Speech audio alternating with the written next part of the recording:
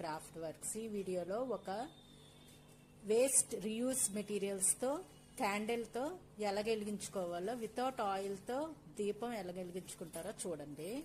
దీనికి కావాల్సిన items: ice cream bubbles 2 empty bubbles, red water, scissors, oil, candle. ఈ విధంగా క్యాండిల్కి పెట్టి వెలిగించుకోవచ్చు.